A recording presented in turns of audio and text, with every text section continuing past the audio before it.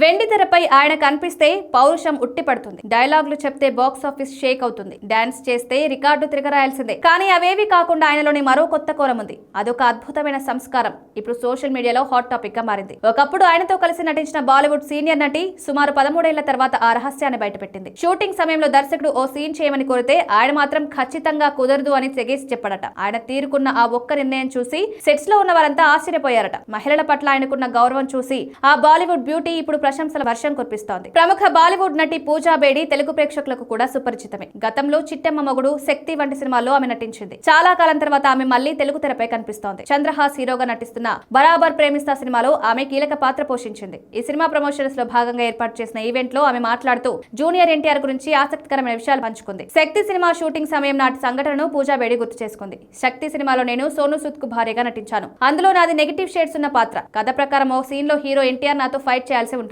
కానీ ఆ సీన్ చేయడానికి జూనియర్ ఎన్టీఆర్ ఏమాత్రం ఒప్పుకోలేదు. ఆడవారితో నేను ఫైట్ చేయాలని నిరాకరించారు. సినిమా కోసం అయినా ఒక మహిళపై చేయెత్తడం నాకు ఇష్టం లేదని చెప్పారట. ప్రపంచంలో ఇలాంటి విలువలు పాటించే వ్యక్తులు చాలా అరుదుగా ఉంటారని ఆమె ప్రశంసించింది. హీరోయిన్లతో నెగిటివ్ పాత్రలు చేసే మహిళలతో హీరోలు ఫైట్ చేయడం సహజమే. కానీ ఎన్టీఆర్ మాత్రం మొదటి నుంచి మహిళలకు ఇచ్చే గౌరవం విషయంలో ఎక్కడా తగ్గరు. తన సినిమాల్లో మహిళా పాత్రను కించపరిచేలా ఉండకూడదని ఆయన కోరుకుంటారు. పూజా బేడి చెప్పిన ఈ మాటలు ఇప్పుడు సోషల్ మీడియాలో వైరల్ అవుతున్నాయి. తారక్ అంటే కేవలం ఒక నటుడు మాత్రమే కాదు, ఒక గొప్ప సంస్కారం ఉన్న వ్యక్తి అంటూ కామెంట్స్ చేస్తున్నారు.